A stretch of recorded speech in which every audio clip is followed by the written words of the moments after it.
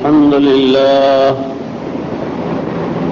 لله نحمده ونستعينه ونستغفره ونؤمن به ونتوكل عليه ونعوذ بالله من شرور أنفسنا ومن سيئات أعمالنا من يهد الله فلا مضل له ومن يضلل فلا هادي له ونشهد أن لا إله إلا الله وحده لا شريك له ونشهد أن سيدنا ومولانا محمدا عبده ورسوله صلى الله تعالى عليه وعلى آله وأصحابه وبارك وسلم تسليما كثيرا كثيرا. أما بعد فأعوذ بالله من الشيطان الرجيم. بسم الله الرحمن الرحيم. يا أيها الذين آمنوا اتقوا الله حق تقاته ولا تموتن إلا وأنتم مسلمون. يا أيها الناس اتقوا ربكم الذي خلقكم من نفس واحدة وخلق منها زوجها وبث منهما رجالا كثيرا ونساء واتقوا الله الذي تساءلون به والأرحام إن الله كان عليكم رقيبا. يا أيها الذين آمنوا اتقوا الله وقولوا قولا سديدا يصلح لكم أعمالكم ويغفر لكم ذنوبكم ومن يطع الله ورسوله فقد فاز فوزا عظيما. قال النبي صلى الله عليه وسلم النكاح من سنتي فمن رغب عن سنتي فليس مني.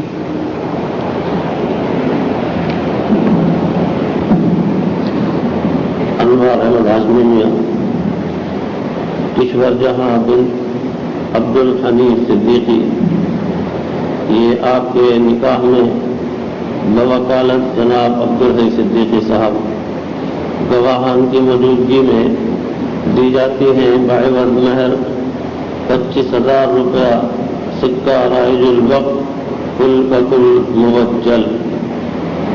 آپ نے ان کو اپنے نکاح میں قبول کیا. مائک پر زور سے کہہ لیجیے میں نے قبول کیا.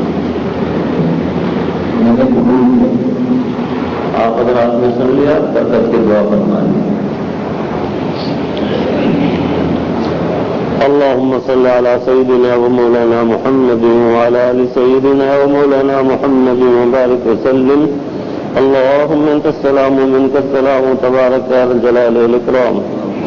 اللهم أعنا على ذكرك وشكرك وحسن عبادتك. اے الہ العالمین اس نکاح کو مبارک فرمائیے، دولہا دلہن میں مثال محبت پیدا فرمائیے، ایک دوسرے کا پوری طرح خیال کرنے کی توفیق عطا فرمائیے، ایک دوسرے کا پوری طرح سے حق ادا کرنے کی توفیق عطا فرمائیے، قدم قدم پر خوشحالی عطا فرمائیے، قدم قدم پر حضور پاک صلی اللہ تعالی علیہ وسلم کی کامل اتباع نصیب فرمائیے، خلاف شرع امور سے اجتناب نصیب فرمائیے، نظر بد سے بچائیے، حاسدوں کے حسد سے بچائیے. یا اللہ عمر میں برکت عطا فرمائیے، اعمال میں برکت عطا فرمائیے، مال میں برکت عطا فرمائیے، نوال میں برکت عطا فرمائیے، اولاد میں برکت عطا فرمائیے، نیک اور صالح اولاد عطا فرمائیے. یا اللہ دولہا دلہن کے تمام عزیز و اقارب کو بھی اور ہم سب کو بھی ہر طرح سے عافیت و دارین عطا فرمائیے، اپنی رضا کاملہ عطا فرمائیے. اے الہ العالمین ہماری دعاؤں کو اور التجاؤں کو شرف قبول عطا فرمائے.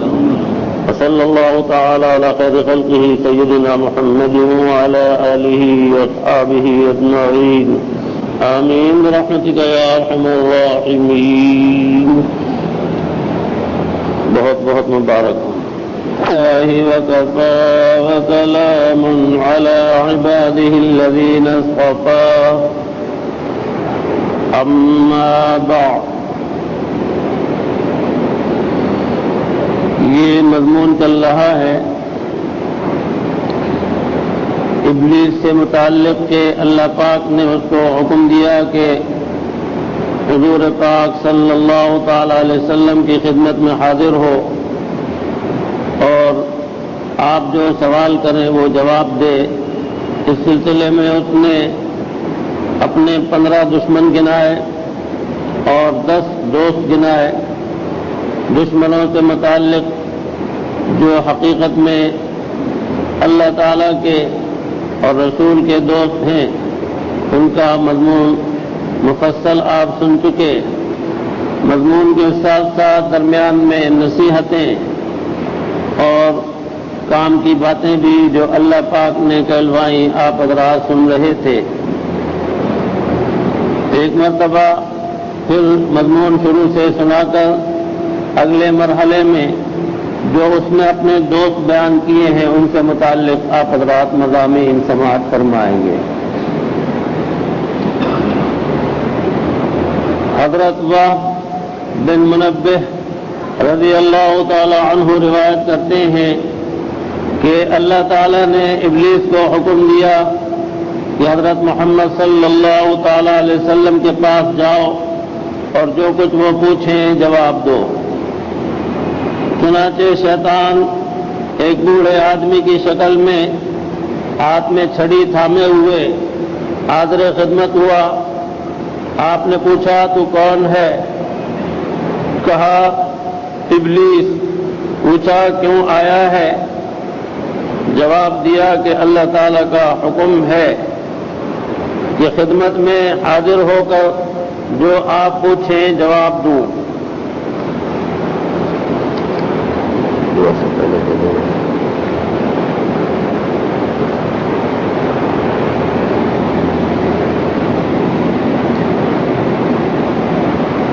حضرت صلی اللہ تعالی علیہ وسلم نے پوچھا کہ اے ملعون، میری امت میں سے تیرے کتنے دشمن ہیں؟ کہا 15 ہیں۔ ضرورت کے وقت برائی کے ساتھ متصف ہونے والے کو برائی کے ساتھ خطاب کیا جا سکتا ہے۔ اس حدیث سے اس کا ثبوت ملا اور اس سے بھی زیادہ قرآن پاک سے ثبوت ملتا ہے کہ اللہ پاک نے ارشاد فرمایا قل یا ایھا الکافرون، آپ کہہ دیجئے اے کافروں۔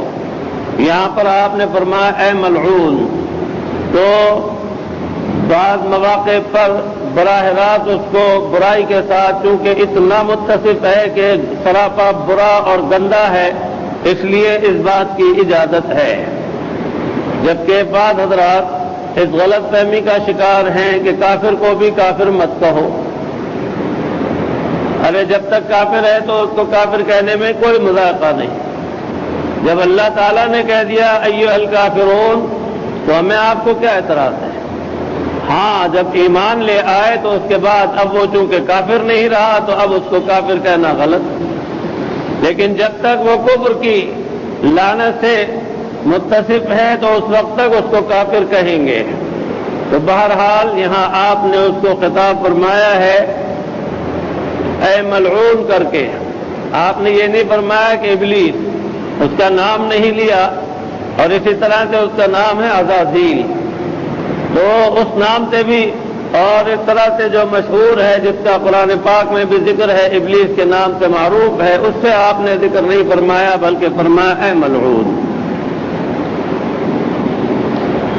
تو اس نے کہا 15 ہیں، سب سے پہلے تو آپ ہیں، دوسرے امام عادل، تیسرا تواضع والا غنی، چوتھا سچا تاجر، پانچواں خشوع والا عالم، چھٹا ہمدردی رکھنے والا مومن، ساتواں رحم دل مومن، آٹھواں وہ تائب جو اپنی توبہ پر پختہ رہے، نواں حرام سے بچنے والا، دسواں وہ مومن جو طہارت سے رہنے کا عادی ہے، 11واں وہ مومن جو صدقہ بکثرت کرتا ہے، 12واں وہ مومن جو لوگوں سے حسن اخلاق کا معاملہ رکھتا ہے، 13واں وہ مومن جو لوگوں کو نفع پہنچاتا ہے، 14واں وہ حافظ قرآن جو تلاوت کی پابندی کرتا ہے، 15واں وہ شخص جو لوگوں کے سونے کے وقت میں رات کو اٹھ کر عبادت کرتا ہے، تہجد گزار۔ یہ اللہ تعالیٰ کے محبوب اور اللہ کے محبوب کے محبوب اور شیطان کے بہت زیادہ دشمن، اس لیے کہ شیطان کا ان پر وار نہ ہو سکا اور داؤ نہ چلا، اس لیے سب عداوت ہے۔ پھر حضور اکرم صلی اللہ تعالی علیہ وسلم نے پوچھا کہ میری امت میں تیرے دوست کتنے ہیں اور کون لوگ ہیں؟ کہا 10 ہیں۔ پہلا ظالم حکمراں، دوسرا متکبر غنی۔ ان کے متعلق قدر آپ مضامین سن چکے کہ اللہ پاک حاکم بنائے اور اختیار دے اس کو، اور اس کے باوجود بھی وہ ظالم ہو اور رعایا کا خیال نہ کرتا ہو، تو ابلیس کا تو بہت دوست ہے کہ اللہ تعالیٰ سے زبردست اس کو یہ سمجھ لیجئے دوری نصیب ہوتی ہے، اور ابلیس کا اس کو بہت زیادہ قرب نصیب ہوتا ہے۔ فرعون کے متعلق عرض کر چکا ہوں کہ 40 سال تک حضرت موسیٰ کلیم اللہ علیہ نبینا علیہ الصلوۃ والسلام نے اس کو تبلیغ کی، لیکن باز نہ آیا، اور اس طرح سے اللہ اور اس کے رسول سے عداوت کا معاملہ اس کا برابر جاری رہا، اور تائب ہوا تو کب؟ تائب ہوا جب کہ توبہ کا دروازہ اس کے حق میں بند ہو چکا تھا۔ موت سر پر منڈلانے لگی اور برزخ کے عالم کی چیزیں نظر آنے لگی، تو اس وقت وہ توبہ کرنے لگا، اللہ پاک نے اس کی توبہ کو رد فرما دیا۔ تو اس لیے یہ حاکم بھی ہو اور نافرمان بھی ہو، اللہ تعالیٰ کا سخت یہ سمجھ لیجئے کہ وہ نافرمان اور بہت زیادہ ظلم کرنے والا، اس سے ابلیس کو بڑی دوستی ہوتی ہے کہ رعایا کو سخت تکلیفیں پہنچتی ہیں۔ دنیا کے اندر عدل و انصاف والے تو بہت کم ہوتے ہیں۔ پچھلے مضامین میں آپ کو حضرت سلطان شمس الدین التمش رحمۃ اللہ علیہ کے متعلق واقعات سنا چکا ہوں، حضرت سلطان صلاح الدین ایوبی رحمۃ اللہ علیہ کے متعلق بھی سنا چکا ہوں۔ بہت کم حضرات ہوئے کہ جو اتنی بڑی مسند پر فائز ہوئے یا کرسی پر آئے اور انہوں نے عدل و انصاف کیا ہو۔ اللہ تعالیٰ کو بھول جاتے ہیں، نافرمانیوں میں گناہوں میں ڈوب جاتے ہیں، اور ایسے ڈوبتے ہیں کہ بالکل پھر خود فرعون ہو جاتے ہیں اور خود خدا بن بیٹھتے ہیں۔ نمرود نے بھی یہی نالائقی کی، اور اس طرح سے وہ راندہ درگاہ ہوا کہ اس نے خود ہی خدائی کا دعویٰ کر دیا۔ حضرت خلیل اللہ نے فرمایا کہ میرا رب تو وہ ہے جو مارتا ہے اور جلاتا ہے۔ اس نے کہا کہ میں ہوں، یہ تو میرا بھی کام ہے، اور تو آدمیوں کو بلا کر ایک کو مروا دیا، ایک کو چھوڑ دیا، قادے کو میں نے مار دیا اور جلا دیا۔ آپ نے فرمایا کہ یہ بدبخت اس طرح نہ مانے گا۔ ایسی مثال پیش کی، فرمایا کہ میرا رب تو سورج کو مشرق سے نکالتا ہے، مغرب میں ڈبوتا ہے۔ کیوں اگر رب ہے تو کر کے دکھا کہ مغرب سے نکال۔ فبہت الذی کفر، بغلیں جھانکنے لگا اور ہکا بکا رہ گیا، دائرے کے اختیار میں کچھ بھی نہیں۔ فرعون اس نے بہت اونچی ایک جگہ بنوائی اور کہا کہ میں اوپر چڑھ کر حضرت موسیٰ علیہ السلام کے متعلق کہا کہ ان کے رب کے ساتھ جنگ کر کے آؤں گا اور مار کر آؤں گا۔ چنانچہ وہ چڑھا اور تیر مارے۔ اللہ تعالیٰ کی شان ہے کہ تیر خون آلود لوٹتے تھے تو کہتا تھا دیکھا میں نے موسیٰ کے رب کو مار دیا، اور جب اپنے مرنے کا وقت آیا تو رب یاد آ گئے۔ جب وقت تھا ماننے کا، جب نہ مانا۔ اور جو آدمی بڑی گدی کرسی اور عہدے پر بیٹھ کر بھی اللہ کو یاد کرتا ہے، وہ آدمی اللہ کا ولی ہے۔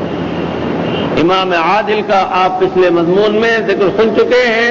امام عادل پر اللہ تعالیٰ کی بہت رحمت کی نظر ہوتی ہے۔ اپنی ذات سے عدل و انصاف کرتے رہتے ہیں اور اس طرح سے زندگی گزارتے ہیں جس طرح سے ایک بندے کو گزارنی چاہیے، اور ہر وقت اللہ تعالیٰ کے دربار میں کانپتے رہتے ہیں اور التجا کرتے رہتے ہیں کہ یا اللہ ہم سے کوئی بھول چوک ہو گئی ہو تو معاف کر دیجیے، ہم نے جان بوجھ کر کوئی ظلم و زیادتی نہیں کی۔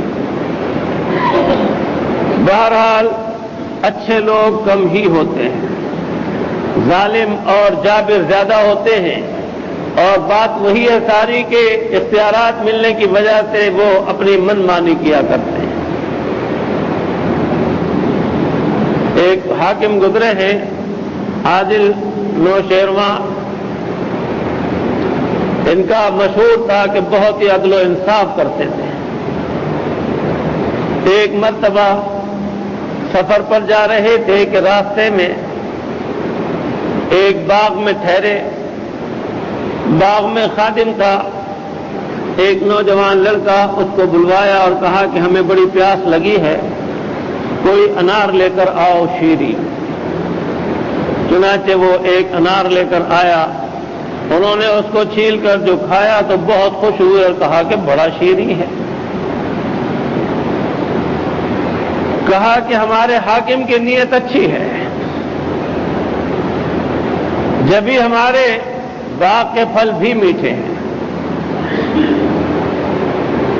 کچھ وقت کے بعد چلا گیا آگے جہاں جا رہا تھا مہم پر، وہاں جانے کے بعد خیال آیا کہ یہ باغ تو بڑا مثالی باغ ہے، اس کے اندر ایسے زبردست انار لگے ہوئے ہیں۔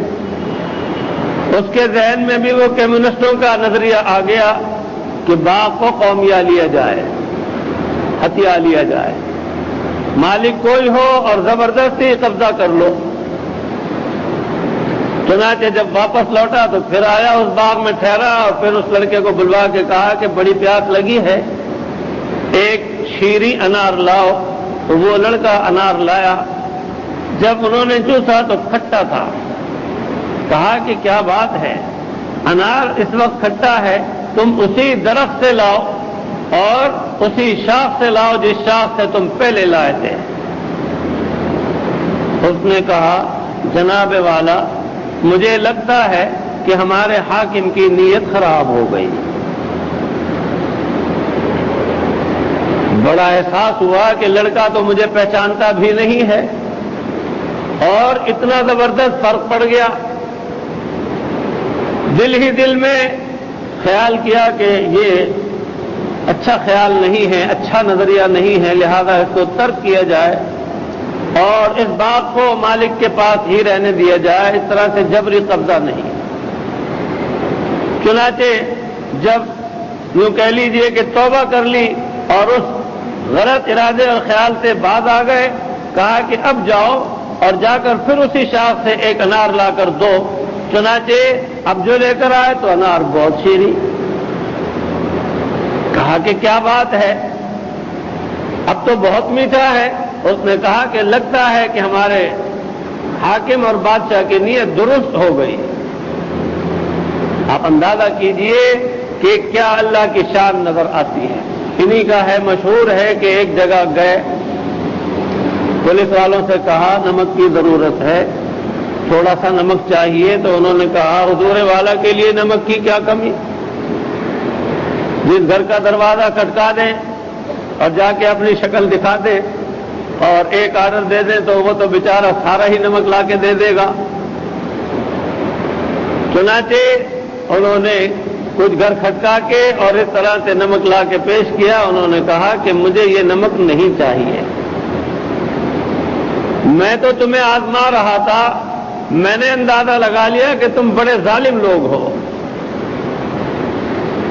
ارے تم مجھ سے پیسے لیتے، بازار سے خرید کر لاتے، جو طریقہ تھا تم نے تو زبردستی کر دی، جس کے نمک لے کر آئے ہو سب کے واپس کرو۔ تو بہرحال اللہ تعالیٰ کے بندوں میں ایمان والوں سے پہلے بھی کچھ ایسے لوگ گزرے ہیں کہ جن کی تاریخ کے اندر تعریف ہے، اور ایمان والوں میں سب سے زیادہ، سب سے بے مثال، میں اور میرے ماں باپ آپ پر قربان اور ساری کائنات قربان، جناب رسالت مآب صلی اللہ تعالی علیہ وسلم کی پیاری ہستی۔ آپ نے عدل و انصاف کیا، عدل و انصاف کا درس دیا، اور اس درس کے اوپر آپ کے خلفاء راشدین پورے اترے 1000%۔ ذرا بھی اپنی منمانی نہ کی، ادھر سے ادھر نہ ہوئے. امیر المومنین ہوتے تھے، پیوند کے کپڑے پہنتے تھے، ہاتھ کا تکیہ لگاتے تھے، ایک اپنا ڈنڈا دیہاتی ساتھ رکھتے تھے، امامہ ایسا باندھ لیتے تھے کہ پہچان بھی نہیں پاتا تھا دیکھنے والا کہ یہ امیر المومنین ہے. حضرت سیدنا عمر فاروق رضی اللہ تعالی عنہ صدقے کے اونٹوں کو چرانے گئے ہوئے ہیں.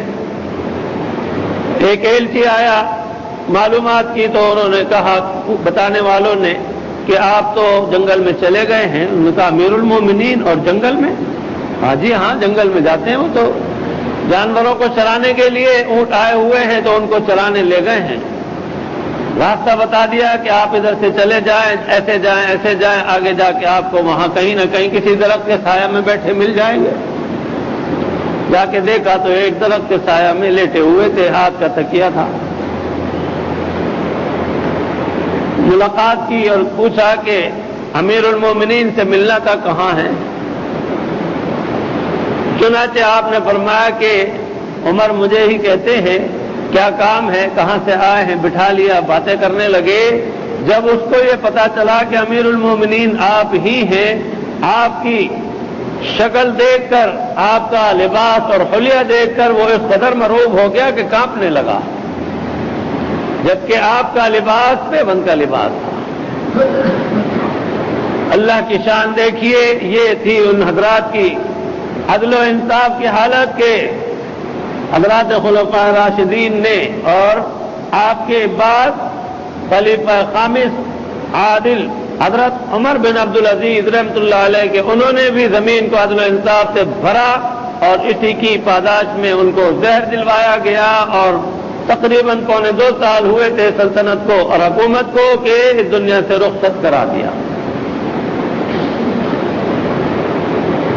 اور آپ کو پتہ بھی چل گیا، معلومات کر لی آپ نے، آپ ہی کا غلام تھا جس نے زہر دیا، بک گیا. اور اس طرح سے آپ سے لوگوں نے کہا کہ بدلہ لے لیں، مقدمہ کر دیں. فرمایا کہ اس سے کیا فائدہ، میں معاف کرتا ہوں اور آزاد بھی کرتا ہوں. باہر کے حکام کے اندر تاریخ میں ایسے حکام بھی ہیں جنہوں نے عدل و انصاف کیے ہیں، لیکن بہت کم ہیں. ظالموں کی تعداد بہت زیادہ ہے. ظالموں میں بہت مشہور ہیں، ان کا لقب ہی ظلم و زیادتی کی وجہ سے ظالم الامت پڑ گیا. حجاج بن یوسف، اس نے بہت صحابہ کو شہید کیا اور بہت تابعین کو، اور سب سے آخری تابعی جن کو کہ شہید کیا ہے حضرت سعید بن جبیر رحمۃ اللہ علیہ تھے، کہ جن کو شہید کیا تو ان کے اوپر رتی بھر اثر نہیں ہوا تھا اور نہ دہشت زدہ ہوئے تھے، تو ان کا خون پورا تھا اور یہ بہت حیران تھا. بس وہ آخری مقتول تھے. اس کے بعد پھر اللہ کی طرف سے اس پر جو پکڑ آنے لگی وہ بڑی زبردست تھی. ایسا ایک پھوڑا ہوا اور اس کی تکلیف ایسی تھی کہ گرمائی کی ضرورت رہتی تھی، تو اس میں پہلے تو انگیٹھی سے گرمائی پہنچاتے رہے، اس سے پہلے کچھ چیزیں گرم کر کر کے لگاتے رہے، پھر اس سے بھی چین نہیں پڑتا تھا تو انگیٹھی بالکل قریب کرتے تھے، اور پھر عالم یہ تھا کہ وجود جلایا جاتا تھا. اور وہ بے ہوشی کے عالم میں بھی حضرت سعید بن جبیر رحمۃ اللہ علیہ کا نام ہی لیتا تھا. انا للہ و انا الیہ راجعون.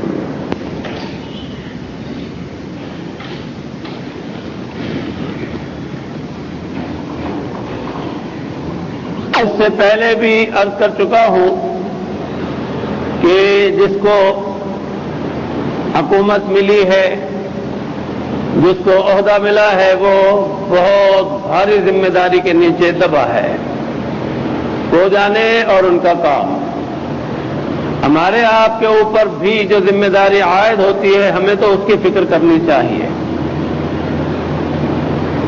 انہی مضامین میں عرض کر چکا ہوں، ہم میں جو صاحبان بھی اہل و عیال والے ہیں، وہ اپنے گھر والوں کے ساتھ میں اچھا برتاؤ کریں، ان کے حقوق ادا کریں، ان کا خیال رکھیں. بعض وہ حضرات ہیں کہ جو دکاندار ہیں، ان کی ماتحتی میں کچھ ملازمین ہیں یا اور شعبوں سے تعلق رکھتے ہیں جن کی ماتحتی میں کچھ حضرات کام کرتے ہیں، تو ہمارا آپ کا فرض ہے کہ یہ ہماری آپ کی رعایا ہے، اور اس سلسلے میں ان کے ساتھ حسن سلوک سے پیش آنا، محبت اور شفقت کا برتاؤ کرنا، یہ ہمارے آپ کے لیے ضروری ہے، ورنہ حقیقت یہ ہے کہ کلکم راع وکلکم مسئول عن رعیتہ کا مضمون ہے کہ تم میں سے ہر ایک جو ہے وہ نگراں ہے، اور جس کسی کی نگرانی ذمہ لگائی گئی ہے ان کے بارے میں پوچھا جائے گا۔ اور یہ حقیقت ہے کہ اللہ پاک بہت راضی ہوتے ہیں ان سے جو اپنے حقوق ماتحتوں کے ساتھ جو وابستہ ہیں پوری طرح ادا کرتے ہیں، تو ابلیس تو بہت زیادہ کڑتا ہے اور ناراض ہوتا ہے، اللہ اور اس کے رسول راضی ہوتے ہیں۔ اور یہ بھی ذہن میں رکھا کریں کہ یہ اللہ تعالیٰ ہی کی طرف سے عطا اور مہربانی ہے، ورنہ حقیقت یہ ہے کہ کبھی ایسے مضامین بھی نظر آتے ہیں، اللہم مالک الملک تؤتی الملک من تشاء وتنزع الملک ممن تشاء وتعز من تشاء وتذل من تشاء بیدک الخیر انک علی کل شیء قدیر۔ کبھی آدمی جو ہے وہ بڑا ہوتا ہے اور اس کی ماتحتی میں لوگ ہوتے ہیں، اور کبھی معاملہ برعکس ہوتا ہے کہ وہ بڑے ہوتے ہیں اور ماتحت خود ہو جاتے ہیں، ایسے بھی کتنے واقعات ہوتے ہیں۔ تو اس طرح سے ہمیں آپ کو اللہ پاک سے ہمیشہ ڈرتے ہوئے ان حقوق کی ادائیگی میں پوری طرح سے لگے رہنا چاہیے، تاکہ اللہ تعالیٰ راضی ہوں اور مواخذے کی نوبت نہ آئے۔ اور ویسے اللہ پاک بڑے کریم ہیں، ان کی مہربانیوں اور عنایتوں کی کیا بات ہے، وہ اپنا کرم ہی رکھیں، ورنہ بعض مثالیں ایسی بھی ہو جاتی ہیں۔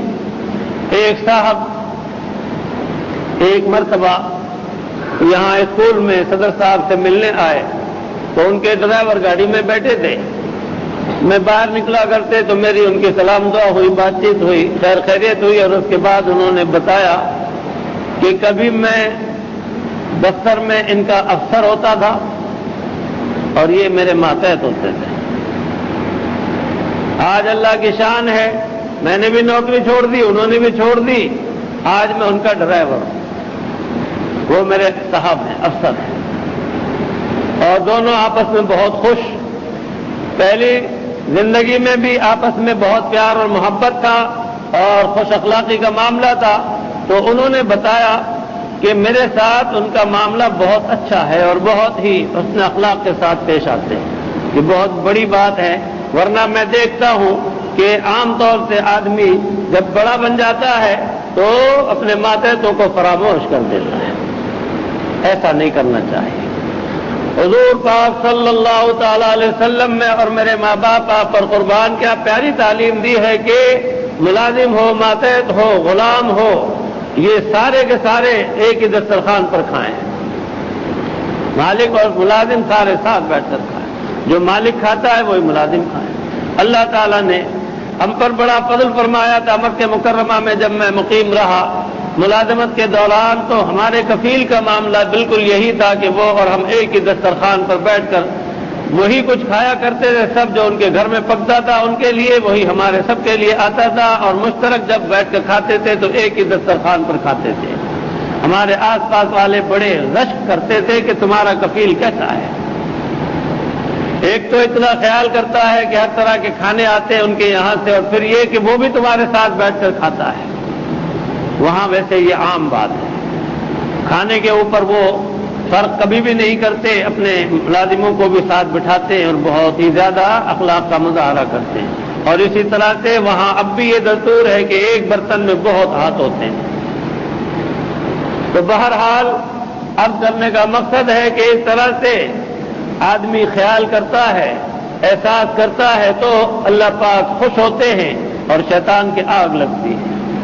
تو ظالم حکمراں اور متکبر، ان سے ہمیشہ شیطان کو خوشی ہوتی ہے، حضرت رحمان ناراض ہوتے ہیں، اللہ پاک نے ہمارے آپ کے ذمے جو بھی ذمہ داریاں لگائی ہیں ہم آپ انہیں بہت ہی خوبی اور خیر کے ساتھ میں پوری کرتے رہیں، ہمیشہ اپنے کو خادم سمجھیں۔ اس پر ایک بات یاد آئی، ہمارے پیر و مرشد عارف باللہ حضرت ڈاکٹر محمد عبدالحی صاحب عارفی رحمۃ اللہ علیہ فرماتے تھے کہ جب ہم پڑھ کے فارغ ہو گئے تو اساتذہ نے ایک اجتماع ہوا الوداعی، اور اس میں اساتذہ نے نصیحتیں کی، اور ظاہر ہے کہ تعلیم مکمل ہونے کے بعد مختلف علاقوں کے آئے ہوئے لوگ اپنے اپنے علاقوں میں جا رہے تھے، تو فرمایا کہ ایک استاد تھے، انہوں نے ایک نصیحت کی کہ ہمیشہ یاد رکھو اپنے کو خادم سمجھنا۔ پھر آگے فرمایا حتیٰ کہ بیوی کا بھی خادم سمجھنا، تو ہمیشہ کامیاب رہو گے۔ مخدومیت کا کبھی بھی خناس دل میں پیدا نہ ہو، دماغ میں یہ خناس پیدا نہ ہو، کبھی بھی مخدومیت کا ذرا سا بھی شائبہ پیدا نہ ہو، خادم سمجھنا تو کامیاب ہو۔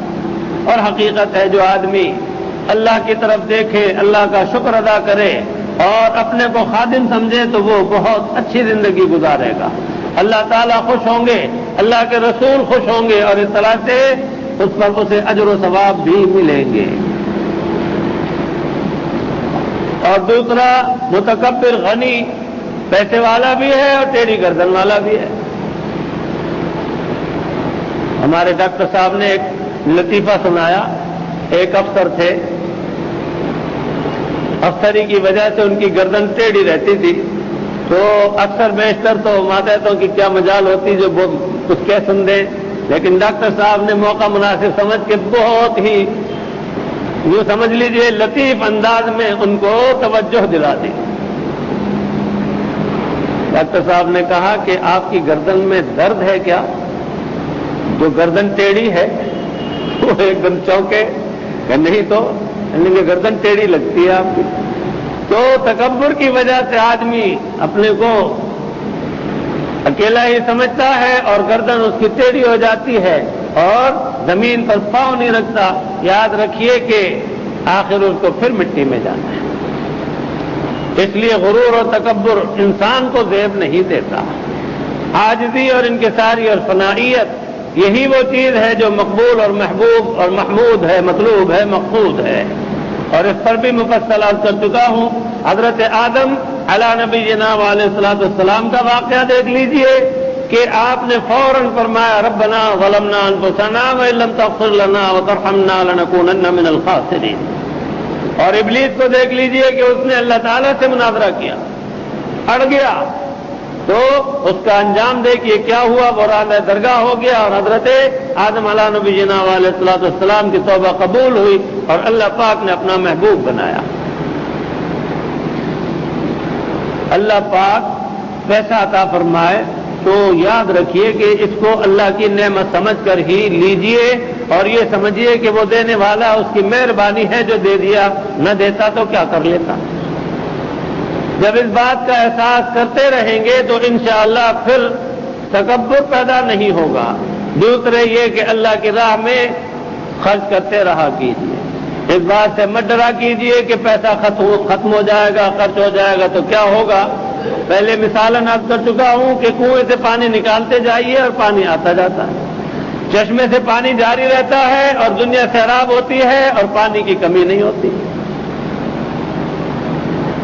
سیف الملوک جھیل کے متعلق تو اتنا مشہور ہے، کل بھی میرے شاگرد گھوم پھر کر آئے، بتا رہے تھے کہ نہ پتہ چلتا ہے کہ پانی کہاں سے آ رہا ہے، نہ پتہ چلتا ہے کہ کہاں جا رہا ہے، جھیل میں پانی ہی کم نہیں ہوتا اور کس قدر چلا جاتا ہے۔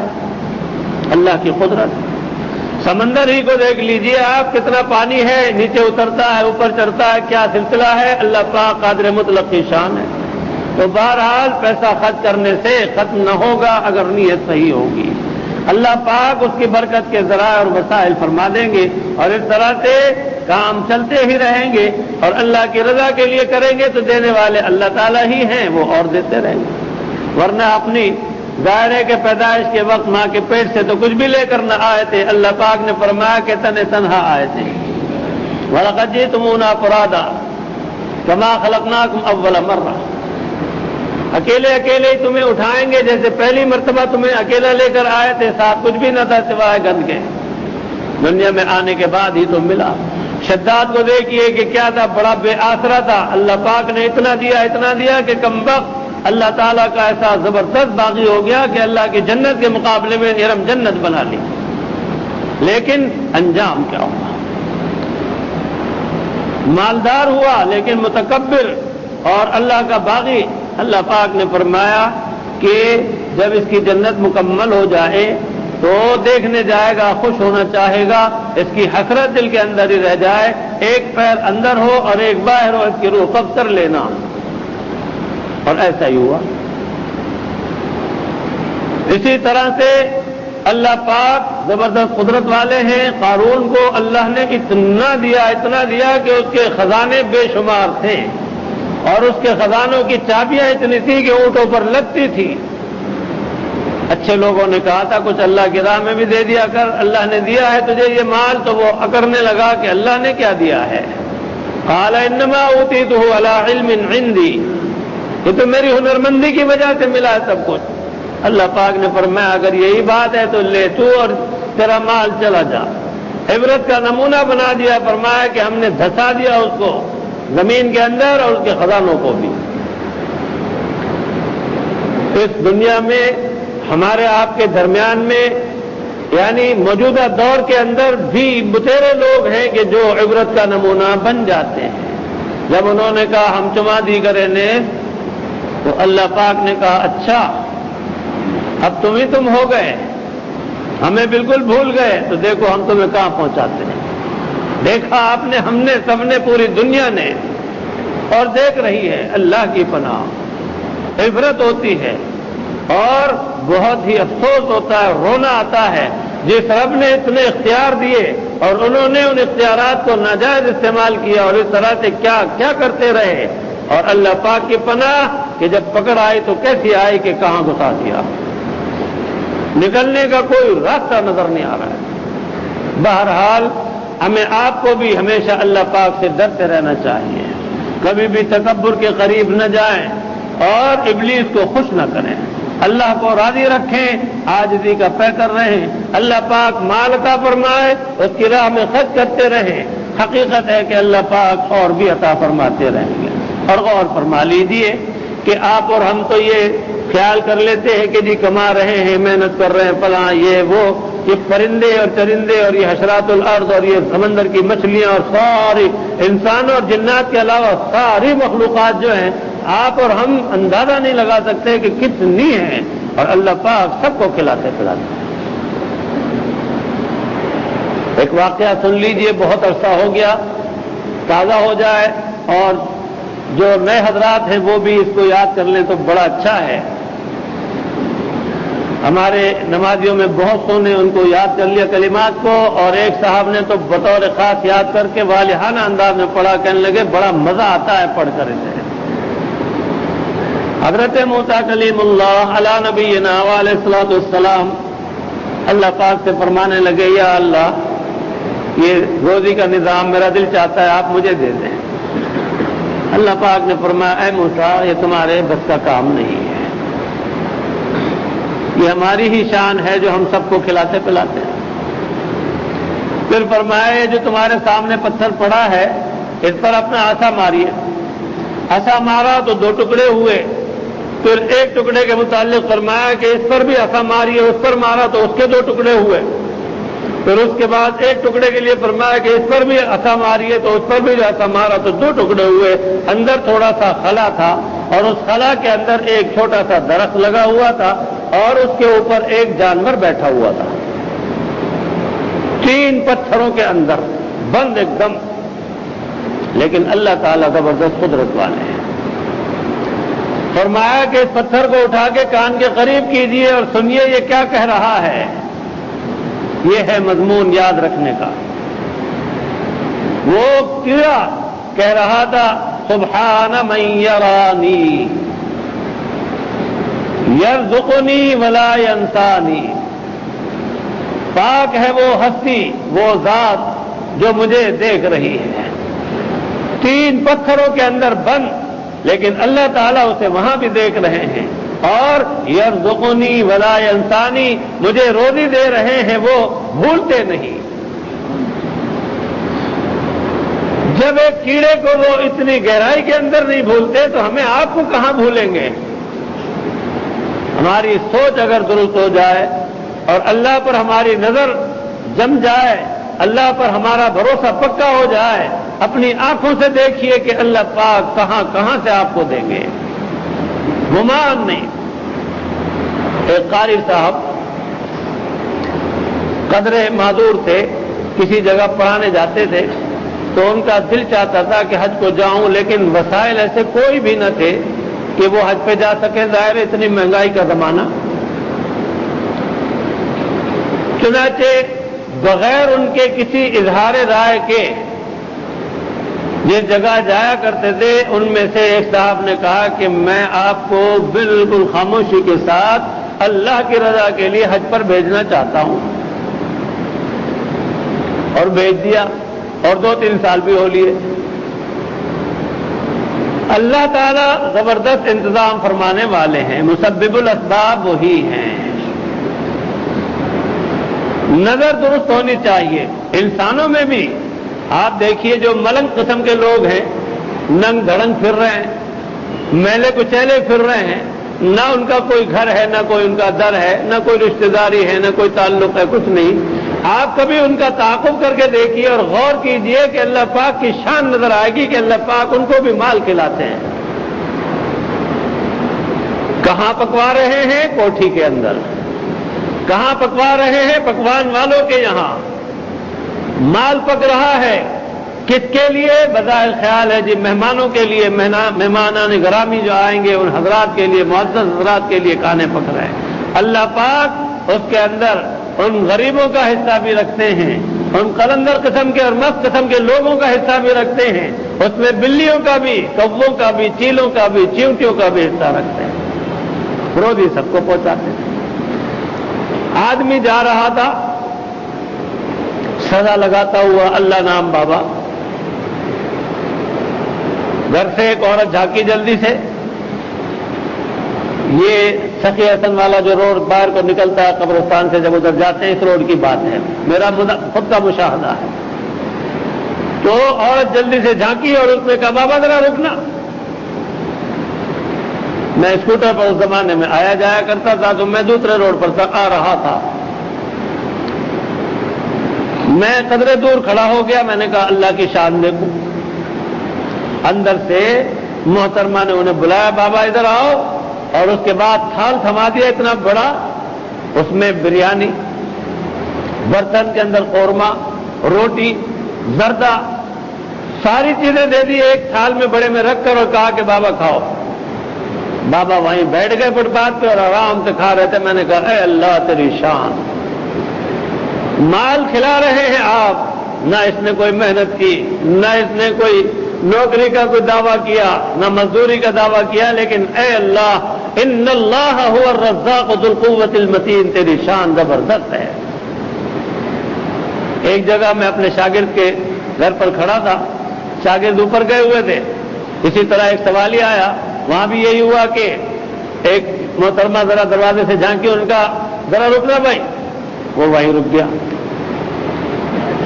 ہم گاڑی میں بیٹھے تھے، دیکھا تھوڑی دیر میں وہ برتن کے اندر سالن لائی، روٹی لے کر آئی، اور انہوں نے سیب دیے، موسمبی دی، اور وہ جناب وہاں بیٹھ گیا کھانے کے لیے۔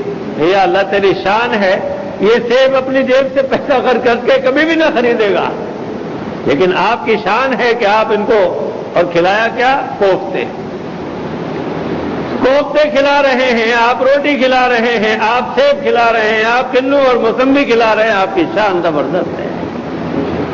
تو اس لیے ہم آپ ان چیزوں سے سبق حاصل کر کے اس پر نظر رکھیں تو اللہ پاک حقیقت ہے کہ بڑے کریم ہیں۔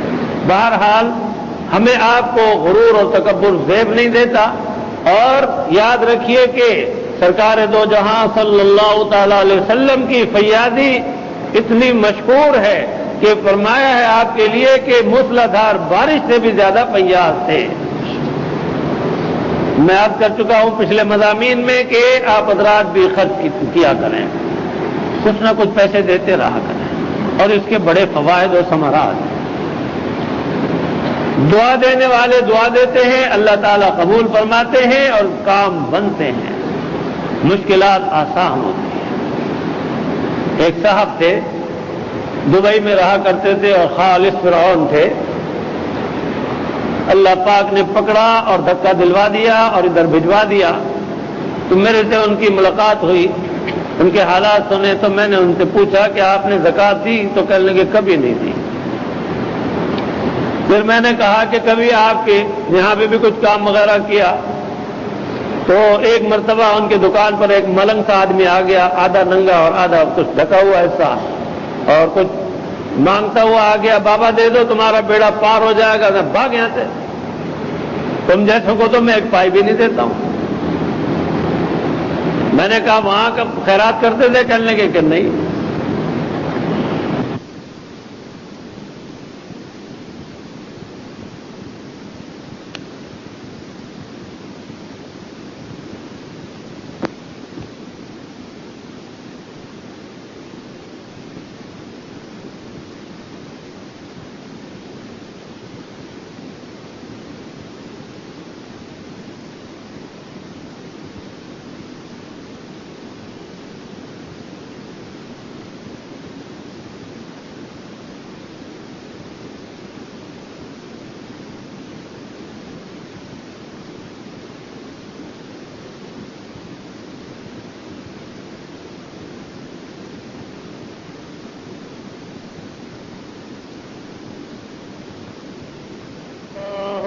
سلامت کار خیر میں حصہ ضرور لیتے رہا کریں، اللہ پاک بہت راضی ہوتے ہیں۔ ہمارے حضرت والا حضرت ڈاکٹر عبداللہ صاحب رحمۃ اللہ علیہ کا واقعہ میں نے پڑھا۔ حضرت مولانا تقی صاحب دامت برکات نے تحریر فرمایا ہے کہ ایک مرتبہ حضرت مطب سے جب چلے راستن روڈ سے تو ایک کمبل اپنی پسند کا بڑا خوبصورت لیا، خریدا سردی کے لیے۔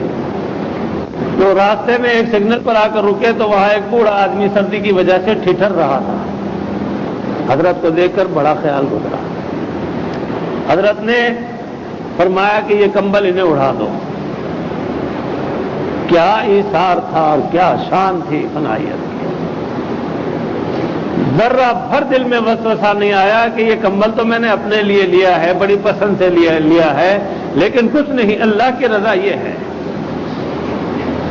تو اس لیے موقع مختلف ہوتے ہیں، اور یاد رکھیے دل میں اللہ پاک کی طرف سے ایک داعیہ آتا ہے، حکم آتا ہے یہ کر لو، اس وقت اس نیک کام کو کر لیا کریں۔ برائی کے سلسلے میں تقاضا پیدا ہو تو رک جایا کریں، زبردست طریقے سے رکا کریں، لیکن نیکی کے بارے میں داعیہ پیدا ہو تو یہ اللہ کا مہمان ہوتا ہے، اس کو جانے مت دیا کریں، وہ کام پورا کر دیا کریں۔ اللہ تعالیٰ بہت خوش ہوتے ہیں، اور جب خوش ہوتے ہیں تو بندے پر نوازشات فرماتے ہیں۔ تو اس لیے اللہ پاک عطا فرمائے تو کبھی تکبر مت کیجیے، کبھی پیسے کو سنبھال کر مت رکھیے اس لحاظ سے کہ جی خرچ ہو جائے گا تو پھر کہاں سے آئے گا، جس اللہ نے پہلے دیا وہ پھر بھی دے گا۔ آخر اتنی زندگی سے کھلا پلا رہے ہیں کہ نہیں، ہر ایک کو حکم فرما دیا ہے کہ محنت کرو، وہ تو ہمارے آبا اور اجداد بھی محنت کرتے چلے آئے، ہمیں آپ کو بھی محنت کرنی ہے، سبب اختیار کرنا ہے۔ دینے والا جو ہے اپنے کرم جب فرما دے تو بغیر اسباب کے بھی دے سکتے اور دیتے ہیں۔ بہرحال ہمیں آپ کو غرور اور تکبر زیب نہیں دیتا۔ اور تیسرا فرمایا خائن تاجر، تجارت بھی کرتا ہے اور خیانت بھی کرتا ہے، یہ ابلیس کا دوست ہے اور اللہ رسول کا بہت بڑا دشمن ہے، اللہ رسول کو ناراض کرنے والا ہے۔ تجارت بھی کرے اور خسارے کا سودا کرے، وہ تاجر بہت زیادہ پریشانی کا شکار ہو جائے گا، حیرانی کا شکار ہو جائے گا، دنیا میں بھی پھنسے گا اور آخرت میں بھی مرے گا اور بہت مصیبتوں میں پھنسے گا۔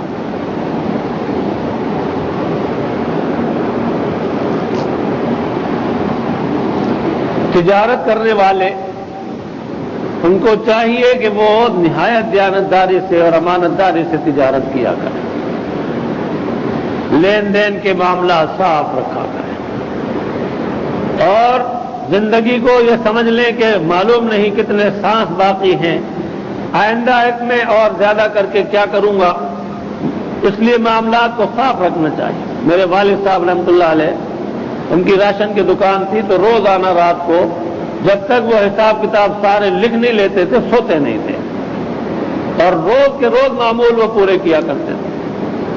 حساب اتنا صاف رکھتے تھے، کبھی بھی چیکنگ کے لیے افسران آتے تھے تو ان کو ذرہ بھر جو ہے وہ حساب میں غلطی نہیں ملتی تھی. بڑے دیانتدار، ایسے دیانتدار تو روئے زمین پر شاید ہی چند ہوتے ہیں، ورنہ عام طور سے ایسے نہیں ہوتے. تقوی میں اعلیٰ درجے کے تقوی پر فائز اور حضرت مجدد الملت حضرت تھانوی رحمۃ اللہ علیہ کے تربیت یافتہ. دال صاف کی ہوئی ہے تو بتایا کہ بھئی یہ صاف کی ہوئی ہے، اس کی قیمت اتنی ہے، یہ بغیر صاف کی ہوئی ہے، اس کی قیمت اتنی ہے. میں پچھلے دنوں عرض کر چکا ہوں، میرے والد صاحب نے زندگی میں کبھی بھی زمین کا گرا ہوا آٹا، دالیں کبھی دوبارہ اس میں نہیں ملا کے بیچے، کبھی نہیں بیچا.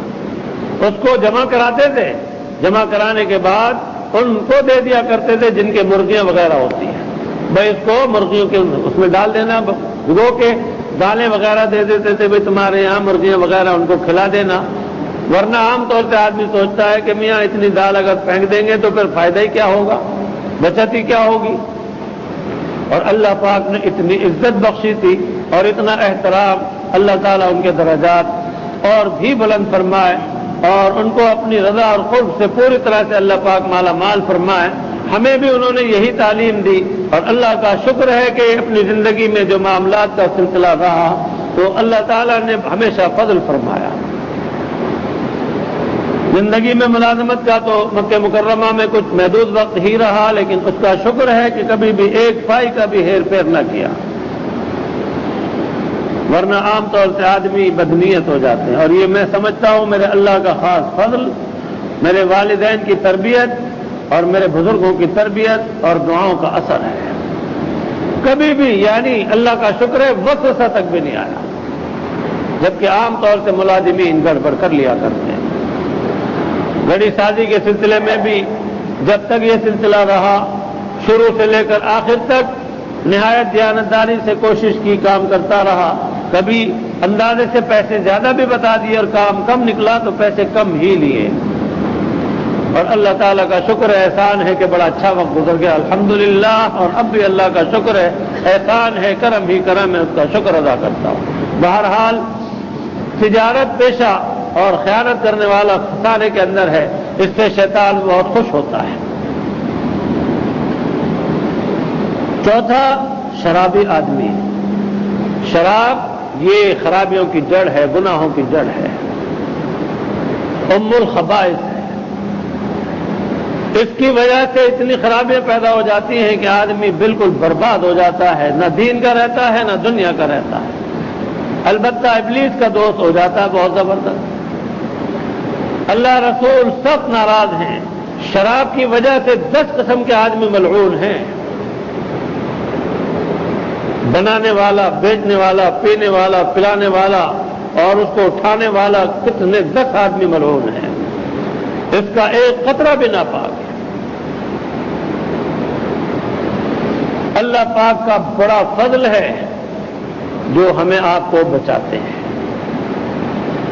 ورنہ جس کے منہ کو لگ جاتی ہے وہ باز نہیں آتے، اور اس کے عادی اتنے ہو جاتے ہیں کہ بغیر اس کے وہ رہ نہیں سکتے اور ان کو چین نہیں پڑتا.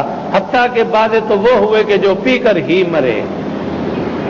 بڑی عبرت کی موت میں اللہ پاک ہمیں آپ کو محفوظ رکھے. جو یہاں اس لعنت کی شراب سے محفوظ رہے گا وہ جنت کی شراب پیے گا. جو دنیا کی شراب پیے گا وہ جنت کی شراب سے محروم رہے گا. اس میں خرابیاں ہی خرابیاں ہیں. آدمی آدمی نہیں رہتا اور انسانیت سے گر جاتا ہے. وہ حرکتیں کرتا ہے کہ جو انسانیت کو زیب نہیں دیتی اور انسانیت پر بدنما داغ اور دھبے ہیں. تو ابلیس کو ان سے بھی بڑی انسیت اور محبت ہے اور بہت دوستی ہے. تو شرابی اللہ کی پناہ. ایک بہت مشہور شاعر گزرے ہیں، جگر مراد آبادی، دنیا جانتی ہے. ان کی خوبیاں بھی تھی اور ان کے اندر یہ مرض بھی تھا، بہت پیا کرتے تھے۔ آخر میں تائب ہونے کا جب ارادہ ہوا، حضرت تھانوی رحمۃ اللہ علیہ سے بیعت ہونے کا ارادہ ہوا، تو حضرت خواجہ عزیز الحسن صاحب مجذوب رحمۃ اللہ علیہ کو واسطہ بنایا، تو خواجہ صاحب نے انہیں کچھ ایسی باتیں کہہ دی جس سے کہ یوں سمجھ لیجئے کہ مایوس سا کر دیا۔ جب حضرت تھانوی رحمۃ اللہ علیہ کو بتایا تو فرمایا کہ خواجہ صاحب میں تو سمجھا تھا کہ آپ سمجھدار ہو گئے ہیں، آپ نے اب تک سمجھداری کی بات نہیں کی، وہ کیسی باتیں کہہ دی۔ بہرحال ایک وقت ان کا ایسا آیا کہ بیمار ہو گئے اور شدید بیمار ہو گئے۔ ہوا یہ کہ انہوں نے جب توبہ کا ارادہ کیا تو چھوڑی تو بیمار پڑ گئے۔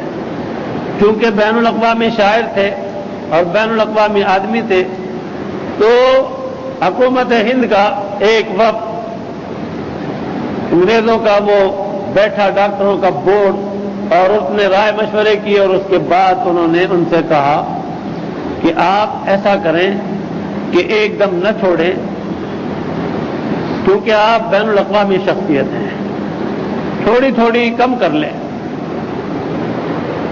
کہا کہ کیوں؟ کہا وہ اس لیے تاکہ آپ زندہ رہیں، آپ کی بڑی ضرورت ہے۔ کہا کہ اچھا اگر میں چھوڑ دوں تو کیا ہوگا؟ کہا کہ آپ چھوڑ دیں گے تو خطرہ ہے کہ کہیں آپ کی موت واقع نہ ہو جائے۔ بڑے محتاط انداز سے گفتگو کی ڈاکٹر صاحبان میں جو ان کے بڑے تھے۔ انہوں نے کہا اگر میں پیتا رہا تو کب تک جیوں گا؟ کہا کہ یہ تو پتا نہیں، یہ تو اللہ ہی کو پتا ہے کب تک جیے گا۔ کہا پھر بھی ایک دن مرنا ہے کہ نہیں؟ کہنے لگے ہاں وہ تو موت تو پکی ہے۔ کہنے لگے کہ جب ادھر بھی پکی تو ادھر بھی پکی تو پھر پینے سے فائدہ ہی کیا، میں تو اس کی توبہ کر چکا، اب منہ کو لگاؤں گا نہیں۔ چنانچہ ڈاکٹر صاحبان سارے مایوس ہو گئے، اور اللہ تعالیٰ کی شان دیکھیے کہ اللہ پاک نے صحت دی اور زندگی دی اور زندہ رہے جب تک اللہ پاک کا حکم تھا۔ شراب کو ہاتھ نہیں لگایا۔ آج کل کے لوگ کہتے ہیں کہ جی ابھی تو ایسا ہے کہ تھوڑی سی تو پی ہی لیں، بعد میں توبہ کریں گے۔ جب مدینہ منورہ حاضری ہوتی ہے تو ہمیں جو زیارت کرانے والے ہیں وہ اس جگہ بھی لے جاتے ہیں اور ہم چلے بھی جاتے ہیں، خاص طور سے بھی جاتے ہیں وہ گٹر دیکھنے، کنواں دیکھنے، جگہ دیکھنے جہاں شراب انڈیلی گئی تھی۔ وہ باقاعدہ مسجد کے صحن کے اندر جگہ ہے، اور باقاعدہ پچھلے ایک سفر میں گئے تھے جب تو ڈھکن کے 2 ٹکڑے تھے، لیکن اب کے گئے تھے تو نیا بدل دیا تھا۔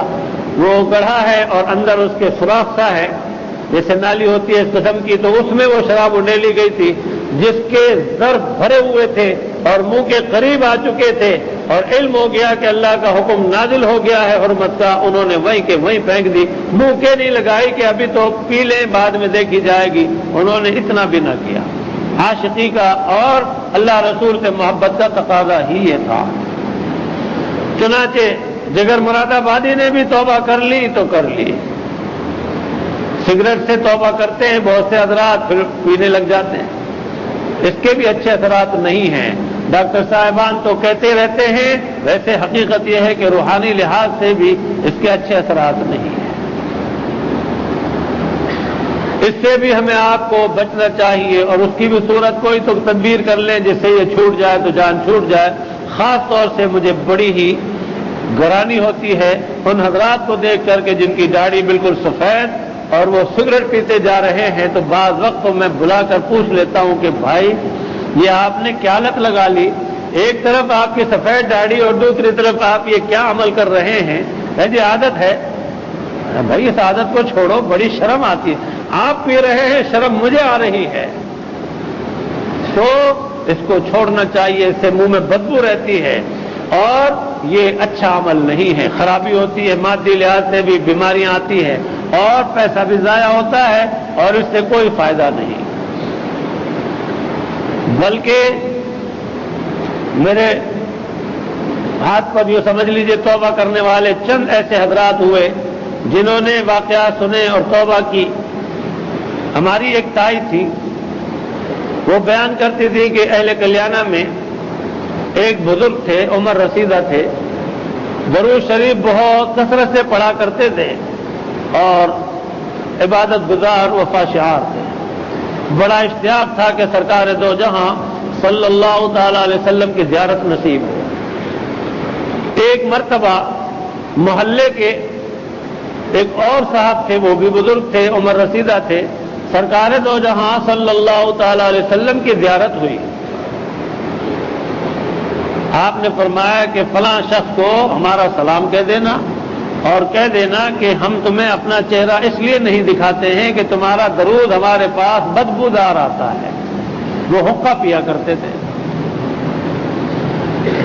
صبح کی نماز میں جب گئے، نماز پڑھ لی اور واپس ہوئے، ساتھ ساتھ آ رہے تھے تو انہوں نے بتایا، جب سنا انہوں نے تو اس قدر کیفیت طاری ہوئی کہ وہ زار و قطار رونے لگے اور آتے ہی انہوں نے حقہ توڑا اور توبہ کی اور منہ کو اچھی طرح دھویا اور پھر درود شریف کثرت سے جاری رکھا.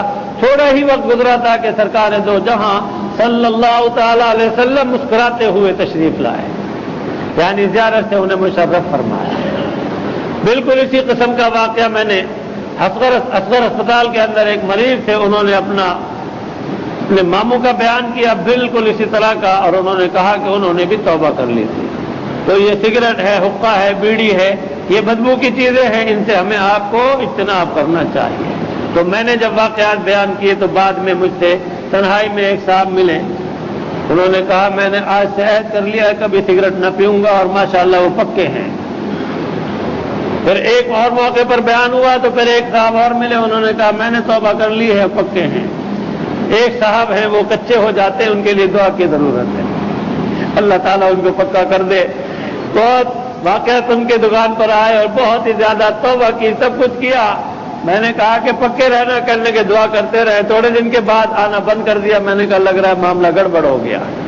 پھر جو آئے تو شرمندہ کہنے لگے جی کیا بتاؤں. میں نے کہا دعا کرتے ہیں اللہ پاک آپ کو اس سے نفرت ادا کر دے تو پھر چھوٹ جائے. بہرحال عرض کرنے کا مقصد ہے کہ اس طرح سے شراب ہو یا یہ باقی خرافات ہوں، ان سے بچنا ہی ضروری ہے. شراب تو بہرحال حرام ہے اور سگریٹ، بیڑی، حقہ وغیرہ یہ مکروہ ہے اور اس سے بھی اجتناب ضروری ہے، تقوی کے یہ خلاف ہے. اہل اللہ حقہ بیڑی جو ہے اس سے دور ہی رہے ہیں. اللہ پاک ہمیں آپ کو سب کو اچھی توفیق عطا فرمائے، ان کا کرم ہو. اللہ پاک تقوی عطا فرمائے. ابھی کچھ مضمون باقی رہ گیا، بس اسی پر اکتفا کرتا ہوں. یار زندہ صحبت باقی، انشاءاللہ زندگی بخیر آئندہ. درود شریف پڑھ لیجیے اور دعا کر لیجیے. اللہم صلی علی سیدنا و مولانا محمد وعلی آل سیدنا و مولانا محمد وبارک وسلم. اللهم انت السلام ومنك السلام تبارك يا ذا الجلال والاكرام. اللهم اعنا على ذكرك وشكرك وحسن عبادتك. اللهم وفقنا لما تحب وترضى. ربنا آتنا في الدنيا حسنة وفي الآخرة حسنة وقنا عذاب النار. ربنا ظلمنا أنفسنا وإن لم تغفر لنا وترحمنا لنكونن من الخاسرين. ربنا اغفر لنا ولإخواننا الذين سبقونا بالإيمان ولا تجعل في قلوبنا غلا للذين آمنوا ربنا إنك رؤوف رحيم. اللهم أرنا الحق حقا وارزقنا اتباعه وأرنا الباطل باطلا وارزقنا اجتنابه. ربنا هب لنا من أزواجنا وذرياتنا قرة أعين واجعلنا للمتقين إماما. رب ارحمهما كما ربياني صغيرا. ربنا لا تجعلنا فتنة للقوم الظالمين ونجنا برحمتك من القوم الكافرين. يا حي يا قيوم برحمتك نستغيث. إياك نعبد وإياك نستعين. فالله خير حافظا وهو أرحم الراحمين. اللهم أرنا الحق حقا وارزقنا اتباعه وأرنا الباطل باطلا وارزقنا اجتنابه. اللهم أيد الإسلام والمسلمين. اللهم أعز الإسلام والمسلمين. اللهم احفظ الإسلام والمسلمين والمجاهدين. اللهم احفظ مراكز الإسلام وعلمائنا الكرام، يا علام يا رحمن يا رحيم يا كريم. اللهم احفظنا فإنك خير الحافظين. اللهم اهدنا فيمن هديت، وعافنا فيمن عافيت، وتولنا فيمن توليت، وقنا شر ما قضيت، فإنك تقضي ولا يقضى عليك، فإنه لا يذل من واليت ولا يعز من عاديت، تباركت ربنا وتعاليت. اللهم إنا نعوذ بك من جميع الفتن ما ظهر منها وما بطن. اللهم لا تسلط علينا من لا يخافك فينا ولا يرحمنا. اللهم إنا نسألك في نحور المبتدعين والملحدين، ونعوذ بك من شرور المبتدعين والملحدين. يا جبار يا قهار، شاهت الوجوه شاهت الوجوه شاهت الوجوه. اللهم أهلك الكفرة أعدانا أعداءك أعداء الدين، هؤلاء الهنود واليهود والنصارى وهؤلاء الملحدين. اللهم شتت شملهم، اللهم مزق جمعهم، اللهم دمر ديارهم، اللهم خرب بيوتهم، اللهم زلزل أقدامهم، اللهم أنزل عليهم بأسك الذي لا ترده عن القوم المجرمين. اللهم ارزقنا زيارة الحرمين الشريفين، وارزقنا حجا مبرورا وسعيا مشكورا وذنبا مغفورا وعملا صالحا مقبولا وتجارة لن تبور. يا عالم ما في الصدور، يا عزيز يا غفور، رب اغفر وارحم وتجاوز عما تعلم، إنك أنت الأعز الأكرم. اللهم إني أسألك من خير ما سألك منه نبيك سيدنا محمد صلى الله عليه وسلم، وأعوذ بك من شر ما استعاذ منه نبيك سيدنا محمد صلى الله عليه वसल्लम। ऐ इलाहुल आलमीन, मुझसे दुआओं के लिए जिसने भी कहा है सबकी जायज़ हाजत और मुरादें पूरी फरमाइए, हमारी भी जायज़ हाजत और मुरादें पूरी फरमाइए, हम सब से राजी हो जाइए और हम सबको अपने से राजी कर लीजिए। ऐ इलाहुल आलमीन, हमारा पढ़ना सुनना या अल्लाह अपने दरबार की हाजिरी और या अल्लाह इबादत और ताआत, दुआएं और इल्तिजाएं सबको शरफ़ क़बूलियत अता फरमाइए। समीना व अताना गुफ़रानक रब्बना व इलैकल मसीर। सल्लल्लाहु तआला अला खैरि ख़ल्क़िही सय्यिदिना मुहम्मदिन व अला आलिही व अस्हाबिही अजमईन। आमीन बिरहमतिका या अरहमर राहिमीन।